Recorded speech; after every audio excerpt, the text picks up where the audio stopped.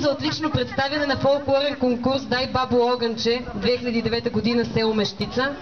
Сребърен медал от национален конкурс "Орфеева дарба" 2011, град София. И специална награда на журито от фолклорния фестивал "Струма пее" 2011, село Невестино. Тя ще изпълни за нас песните "Елено Чедо", "Майка дава Яна у Кралев дол", акомпанимент на акордеон Димитър Георгиев.